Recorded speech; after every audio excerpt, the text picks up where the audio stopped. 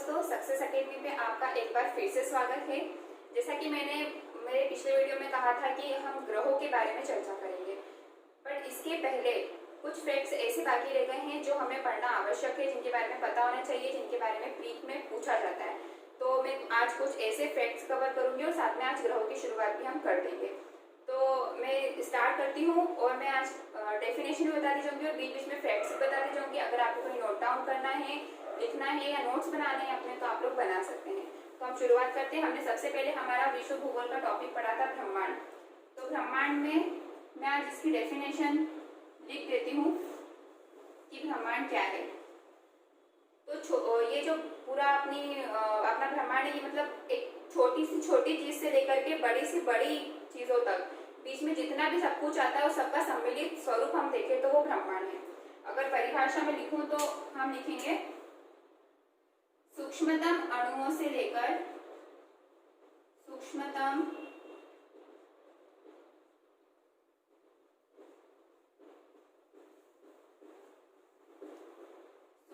अणुओं से लेकर महाकाय,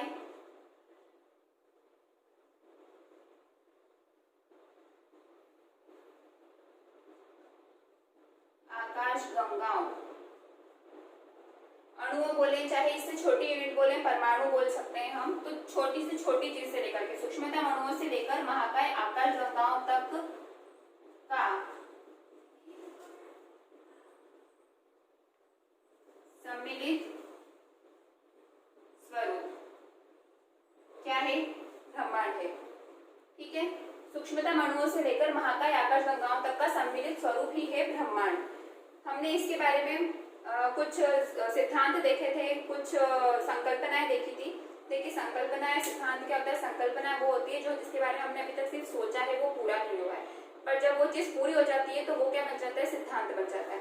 हमने ऐसी कुछ चीजें देखी थी कि बहुत सारे विचारकों ने ब्रह्मांड की उत्पत्ति के बारे में मत प्रस्तुत किए हैं।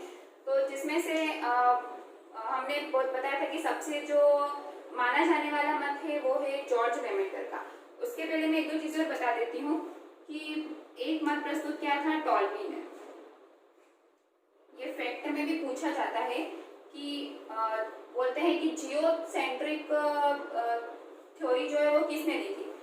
तो इन्होंने दी थी जियोसेंट्रिक थ्योरी। जियोसेंट्रिक, इसको हिंदी में बोल सकते हैं भूकेंद्रित। अब क्या है ये? इन्होंने क्या बताया था? इन्होंने ये बताया था, भूकेंद्रित सिद्धांत दिया था किसने? टॉल्मी ने दिया था। इन्होंने बताया था कि जो अर्थ है वो केंद्र में है और सूर्य जो है वो परिक्रमा लगा रहा है, ऐसा बताया था टॉल्मी ने। उसके बाद में आया कोपरनिकस।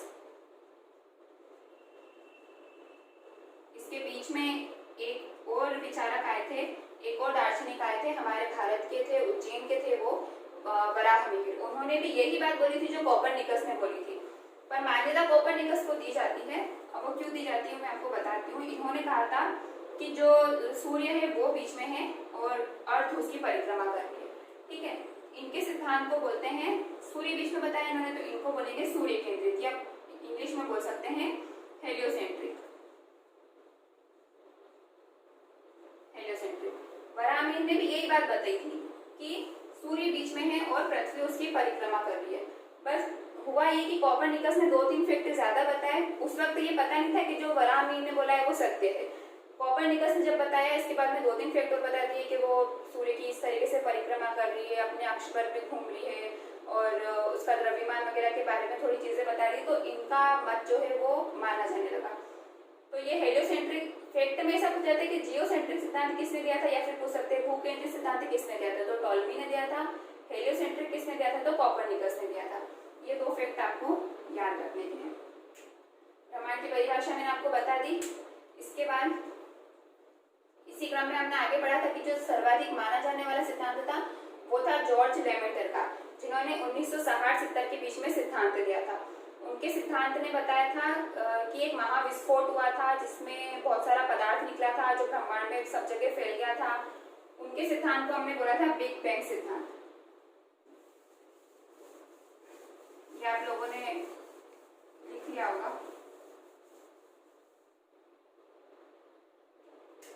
जॉर्ज लेमेटर का सिद्धांत था, हमने पढ़ा था इसके बारे में।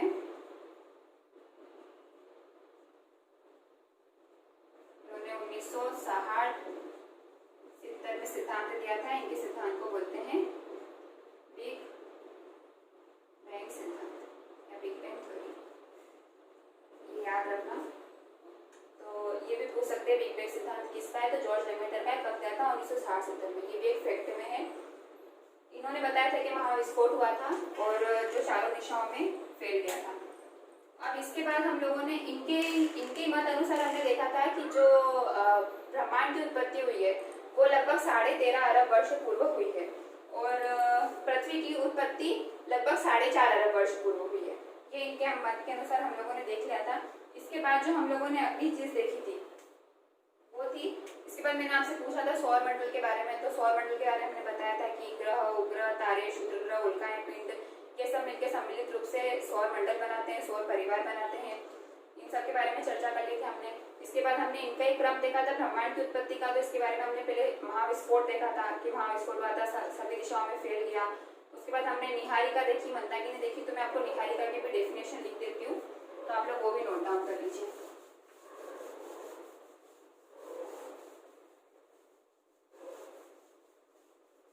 निहारिका को ही हम लोग इंग्लिश में बोलते हैं नेबुला।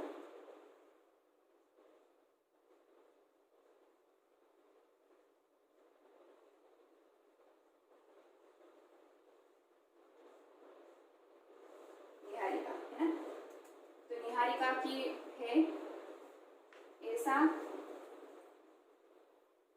प्रकाशीय आकाशीय पिंड, अत्यधिक प्रकाशमान आकाशीय पिंड, अत्यधिक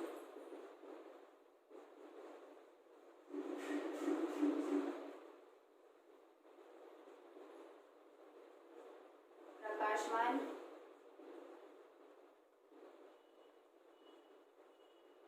आकाशीय पिंड जो काय से बना हुआ है? धूल के कणों से बना हुआ है।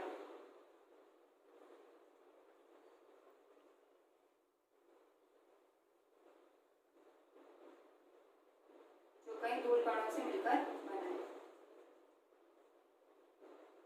उसको हम बोलते हैं नेबुला। अब इसमें एक और फैक्ट बनता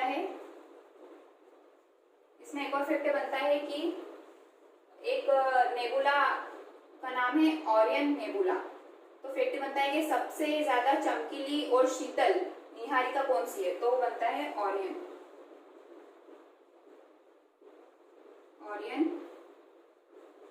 नेबुला। ये क्या है? याद रखना इसको। सबसे ज्यादा शीतल है और चमकीली है। ठीक है, तो एक फैक्ट ये बनता है। इसके बाद में हमने अगले क्रम में पढ़ा था कि तारों के बारे में पढ़ा था। मैं तारों की भी डेफिनेशन लिख देती हूँ यहाँ पर।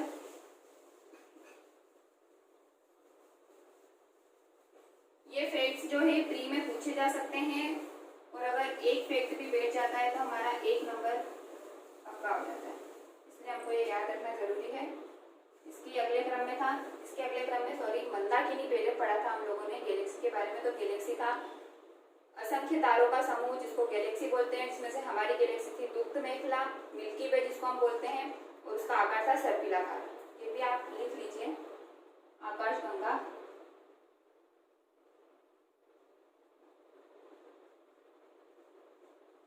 गैलेक्सी, असंख्य तारों का समूह।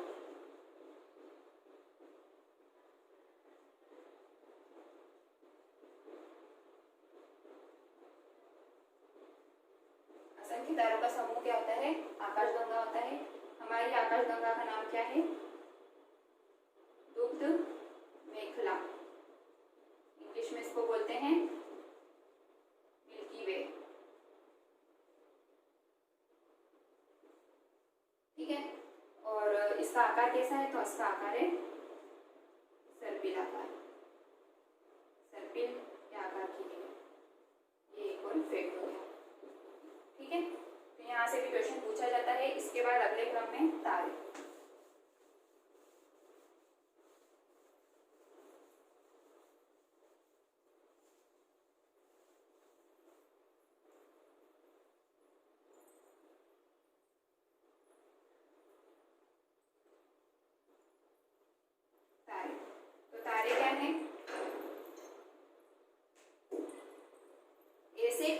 खगोलीय आकाशीय पिंड जो लगातार स्वयं का प्रकाश और ऊर्जा उत्सर्जित करते हैं उनको हम तारे बोलते हैं।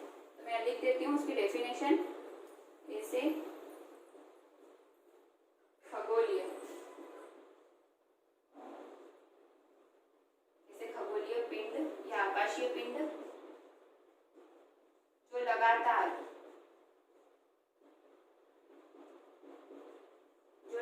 स्वयं का, इनका खुद का होता है, स्वयं का प्रकाश एवं ऊर्जा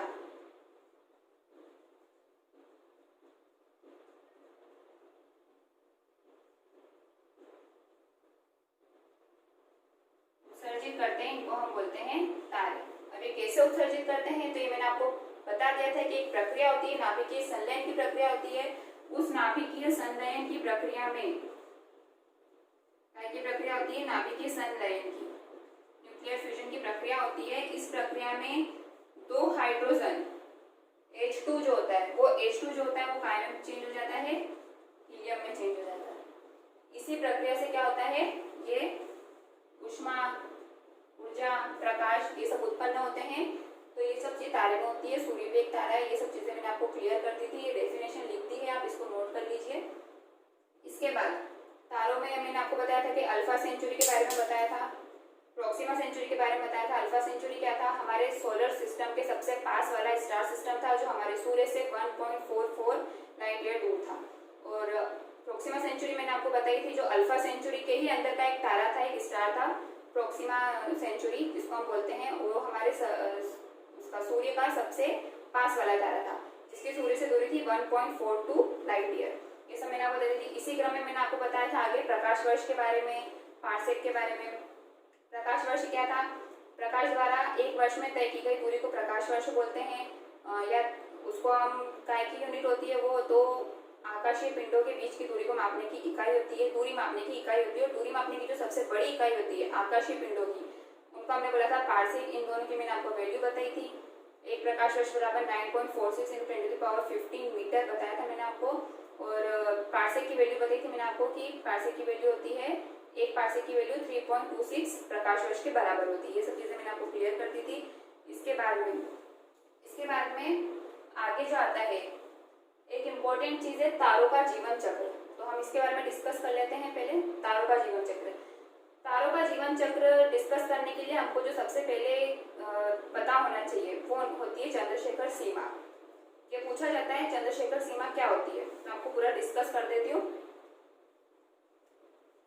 तो आप उसको नोट भी कर लीजिए और याद रखिएगा उसको। यहाँ से आपका एक फैक्ट और निकल जाएगा।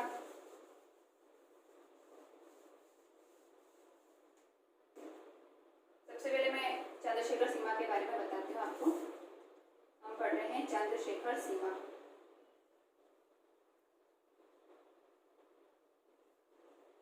सीधा सीधा पूछा जा सकता है कि चंद्रशेखर सीमा क्या होती है या चंद्रशेखर लिमिट कितनी होती है, क्या होती है। मैं आपको पूरा व्यवस्थित डिस्क्राइब कर देती हूँ। वैसे मैं आपको इजी वे में डिस्क्राइब करूंगी कि आपको समझ में भी आ जाए और उससे आउट ऑफ कुछ नहीं पूछेंगे।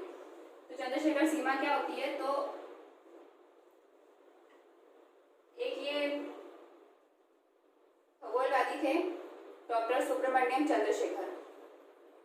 इन्होंने जब तारों का अध्ययन किया तो इन्होंने बोला कि जब तारा मरता है, या बोल सकते हैं कि जब अपनी अंतिम स्थिति में पहुंचता है, तो वो 3 रूपों में परिवर्तित हो जाता है। और वो रूप कौन कौन से हैं, बोलते हैं कि जब तारा अंतिम स्थिति में पहुंचता है तो वो अपने तो या तो वो श्वेत वामन बन जाता है, या फिर वो न्यूट्रॉन स्टार बन जाता है, न्यूट्रॉन तारा बन जाता है, या फिर क्या बन जाता है, कृष्ण छिद्र बन जाता है, या कृष्ण विवर बन जाता है, या फिर ब्लैक होल बन जाता है। श्वेत वामन बन जाता है, व्हाइट डार्क बोलते हैं इसको, व्हाइट डॉर्फ, न्यूट्रॉन तारा, न्यूट्रॉन स्टार, कृष्ण विवर, ब्लैक होल। ठीक है, तो इन्होंने बोला था जब इन्होंने तारों का अध्ययन किया तो इन्होंने बोला कि जब तारे अपनी अंतिम अवस्था में पहुंचते हैं तो वो या तो श्वेत वामन बन जाता है, या न्यूट्रॉन स्टार बन जाता है, या फिर वो कृष्ण विवर बन जाता है। तो अब जब तारे तो एक ही होते हैं, सब में हाइड्रोजन है, सब में हीलियम है, तो जब सब तारे एक ही हैं तो वो ऐसे अलग अलग 3 रूपों में कैसे बढ़ जाते हैं, या तो सारे तारे श्वेतवामन होना चाहिए या फिर सारे तारे न्यूट्रॉन तारा बनना चाहिए या फिर सारे तारे कृष्ण विवर बनना चाहिए। अब मैं इसके बारे में बताती हूँ कि ऐसा इन्होंने क्यों कहा था। तो इन्होंने इसलिए कहा था, इसके पहले एक फैक्ट और है, ये जो सुब्रमण्यम चंद्रशेखर जी थे, इनका पूरा नाम था सुब्रमण्यम चंद्रशेखर, इनको 1983 में मिला था नोबेल। ये भी एक यहाँ से फैक्ट बनता है, 1983 में नोबेल मिला था इनको, नोबेल पुरस्कार मिला था। अब इन्होंने बताया कि जो हमारा सूर्य है ये भी एक तारा है, ये भी एक तारा है। अब कोई अन्य तारा यदि इससे छोटा हुआ और कोई अन्य तारा यदि इससे बड़ा हुआ, इसकी बात कर रही हूँ मैं, सिर्फ सूर्य की बात कर रही हूँ। सूर्य से, ये हमारा सूर्य है, यदि इससे कोई छोटा तारा हो और यदि इससे कोई बड़ा तारा हो, यहाँ पे हम लिमिट लेंगे कि सूर्य के द्रव्यमान के 1.44, सूर्य के द्रव्यमान से 1.44 द्रव्यमान, अगर जो दूसरा तारा है उसका अगर इतना द्रव्यमान इससे कम होगा तो वो क्या बनेगा, व्हाइट ड्वार्फ बनेगा, यानी कि श्वेत वामन बनेगा। कब बनेगा, एक बार और बता देती हूँ कि सूर्य के द्रव्यमान से यदि इसका द्रव्यमान कितना कम हो, 1.44 कम हो, तो क्या बनेगा, श्वेत वामन बनेगा। और यदि 1.44 गुना अधिक हो, यदि 1.44 गुना अधिक हो, 1.44 गुना यदि कम होगा तो श्वेत वामन बनेगा, 1.44 गुना यदि अधिक होगा तो या तो वो न्यूट्रॉन स्टार बनेगा या फिर वो ब्लैक होल बन जाएगा, कृष्ण विवर बन जाएगा। अब यहाँ पर भी एक और चीज बनती है कि ऐसा कैसे पता चलेगा कि वो या तो न्यूट्रॉन स्टार बन रहा है या फिर ब्लैक होल बन रहा है। 1.44 गुना से यदि अधिक हुआ तो वो दो कैसे बन रहा है, तो ये बनना चाहिए या फिर ये बनना चाहिए। अब यहाँ पर भी एक और चीज आती है कि यदि वो 1.44 इसके द्रव्यमान से, सूर्य के द्रव्यमान से लेकर के 1.44 से 3 गुना के बीच में हो, इसके द्रव्यमान से सूर्य के द्रव्यमान से अधिक तो है, कितना गुना, 1.44, और सूर्य के ही द्रव्यमान का 3 गुना, इनके बीच में यदि हो तो क्या बनेगा, न्यूट्रॉन स्टार बनेगा। और यदि 3 गुना से ऊपर चला गया, 3 गुना से ऊपर चला गया तो क्या बनेगा, ब्लैक होल बनेगा। आई बात समझ में। जैसे कि ये सूर्य है, 1.44 गुना से तो ऊपर है ही दोनों, पर यदि 3 गुना होने के पहले हो, अगर अंदर हो तो क्या बनेगा, न्यूट्रॉन स्टार बनेगा। और यदि 3 गुना के ऊपर चला गया वो तो क्या बनेगा, ब्लैक होल बनेगा। वैसे तो अंत में सारे तारे ब्लैक होल ही बन जाते हैं, बट ये कॉन्सेप्ट है, ये सुब्रमण्यम चंद्रशेखर जी ने दिए थे, तो ये हमें पता होना चाहिए। तो अब यहाँ से क्वेश्चन बनता है कि चंद्रशेखर सीमा क्या है, तो यही है चंद्रशेखर सीमा 1.44। ये आंसर लिखना होता है, चंद्रशेखर सीमा कितनी होती है, तो ये 1.44 जो है यही चंद्रशेखर सीमा है। ठीक है, अब इसके बाद आता है अगले क्रम में, ये सब हो गया हमारा। इसके बाद यदि हम देखें तो मैं आपको एक चीज और बता देती हूँ सुपरनोवा के बारे में, उसके बाद हम ग्रह के बारे में डिस्कस कर लेंगे। आज ग्रह का पूरा टॉपिक नहीं हो पाएगा, हम सारे ग्रह एक साथ लेंगे अगले वीडियो में, तो आज जितना हो सकता है उतना कवर करते हैं। सुपरनोवा के बारे में पढ़ लेते हैं, ये भी यहाँ से एक इम्पोर्टेंट क्वेश्चन बन सकता है, सुपरनोवा क्या है। तो अभी जैसे मैंने आपको बताया 2 तारों के बारे में, अब मैं आपको पूरा डायग्राम व्यवस्थित बता देती हूँ। ये है हमारा सूर्य, ये इससे एक छोटा तारा, ये है इससे एक बड़ा तारा। ये जब आगे बढ़ेंगे तो क्या बनेगा, ये बना जैसे कि श्वेत वामन, ये बना न्यूट्रॉन स्टार या फिर ब्लैक होल। तो इसी में एक कॉन्सेप्ट आता है, जैसे कि ये एक तारा है, ये इसका केंद्र है, तो जो तारे का केंद्र होता है उसका जो गुरुत्वाकर्षण बल होता है वो बहुत ज्यादा होता है, बहुत ज्यादा होता है। तो ये क्या करता है, गुरुत्वाकर्षण बल जो केंद्र का होता है, तो ये जो तारे की द्रव्यमान है, सतह पर जो द्रव्यमान होता है तारे का, उसको अपनी ओर आकर्षित करता है। ये तो अपन जानते हैं कि गुरुत्वाकर्षण बल जो है वो अपनी ओर सब चीजों को आकर्षित करता है, तो ये इसके द्रव्यमान को अपनी ओर आकर्षित करता है। पर हम ये भी चीज जानते हैं कि तारों में क्या होती है, नाभिकीय संलयन की क्रिया होती है, तो ये इसके केंद्र में होती है, यहाँ पर होती है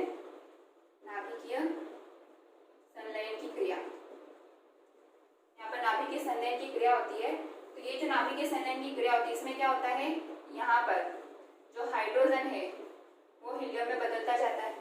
अब जब वो हाइड्रोजन है हीलियम में बदलता जा रहा है तो क्या होगा, यहाँ पर क्या होगा, बहुत ज्यादा फोर्स लगेगा, और जो वो फोर्स लगेगा तो वो क्या करेगा, इस चीज को बाहर की ओर धकेलेगा, तो ये वापस से बाहर धकेलता है, जो केंद्र है वो द्रव्यमान को वापस बाहर की ओर धकेलता है। जो यहाँ पर गुरुत्वाकर्षण बल है वो द्रव्यमान को अंदर खींचता है, पर जो नाभिकीय संलयन की क्रिया हो रही है वो द्रव्यमान को वापस बाहर की ओर धकेलता है। तो ये जो प्रक्रिया होती है इसमें होता है एक महाविस्फोट, और इसी महाविस्फोट को हम बोलते हैं सुपरनोवा। क्लियर?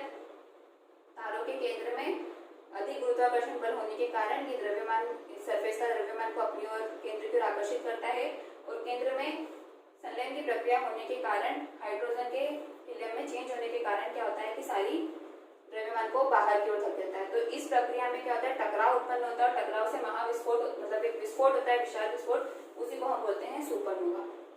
तो ये भी क्वेश्चन पूछा जाता है, तो ये भी आप ध्यान रखिएगा। इसमें एक और बीच में बनता है रेड जायंट। ये क्या होता है, लाल दानव। इसके बारे में मैं आपको एक छोटी सी चीज बता देती हूँ, इसी से समझ जाएंगे कि ये जो गुरुत्वाकर्षण बल है ये बाहर फेंक रहा है, ये द्रव्यमान को अंदर खींच रहा है, सॉरी, और यहाँ पर क्या हो रहा है कि हाइड्रोजन का हीलियम में लगातार परिवर्तन हो रहा है।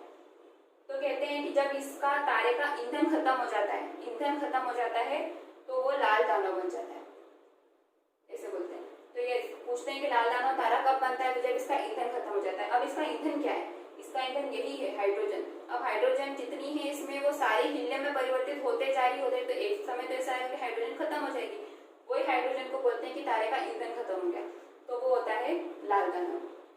यहाँ तक के सारे कॉन्सेप्ट क्लियर होगा। इनमें कुछ जो फैक्ट हैं वो आप लोग नोट डाउन कर लीजिएगा, उनको अच्छे से याद कीजिएगा। इसके बाद हम लोग टॉपिक शुरू करेंगे ग्रह। तो अब जो ग्रह शुरू करेंगे, मैं आपको आज उसकी स्टार्टिंग की चीज बता देती हूँ, शुरुआत कर देते हैं। उसके बाद का हम अगले वीडियो में 1 बाय 1 सारे एक एक करके ग्रह लेंगे। तो ग्रह क्या होते हैं, सबसे पहले ग्रह क्या होते हैं, तो इसकी एक सीधी सी साधारण सी परिभाषा,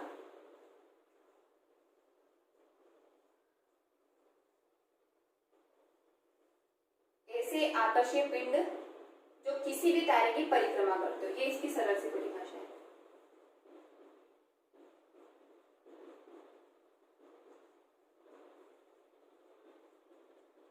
ऐसा कोई भी आकाशीय पिंड जो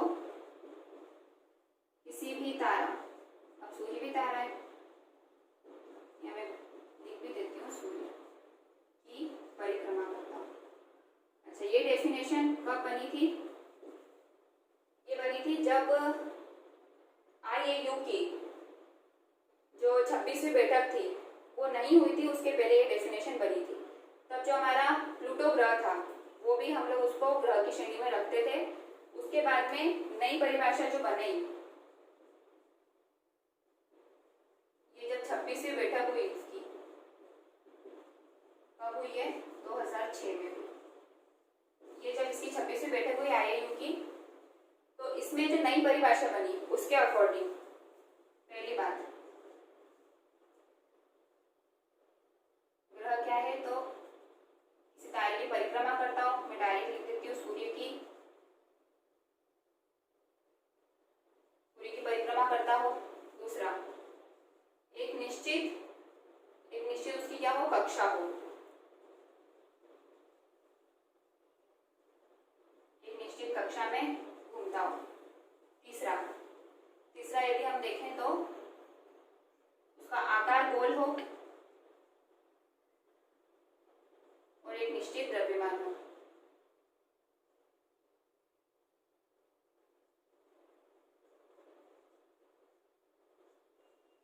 और चौथा, किसी अन्य ग्रह की या किसी भी की जो कक्षा होती है उसको काटता ना हो, किसी भी अन्य ग्रह की कक्षा को न काटे, अन्य कक्षा को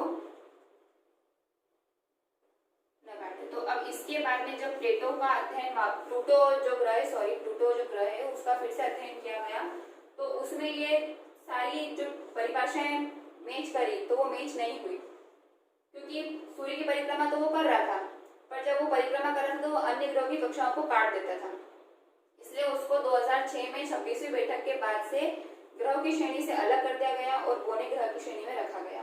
तो आपको ग्रह की परिभाषा के तौर पे याद करना है, तो ये उसकी परिभाषा बनेगी, सूर्य की परिक्रमा करता हो, एक निश्चित कक्षा हो, उसकी आकार गोल हो, एक निश्चित द्रव्यमान हो और किसी अन्य ग्रह की कक्षा को नहीं काटता हो। तो ये ग्रह की परिभाषा है। इसके बाद हम 1 बाय 1 सारे ग्रहों की व्याख्या करेंगे। तो ये मैं आपको अगले वीडियो में बताऊंगी, सारे ग्रह की व्याख्या डायग्राम सही समझाएंगे। तो आज के लिए इतना ही, और उम्मीद करती हूँ कि आपको आज कुछ ना कुछ तो नया समझने को मिला होगा जो आपको आगे बहुत काम आएगा। और यदि आपको वीडियो पसंद आई हो तो इसको लाइक कीजिए, शेयर कीजिए और ज़्यादा से ज़्यादा लोगों में शेयर कीजिए इसको, और सब्सक्राइब कीजिए हमारे चैनल को। धन्यवाद।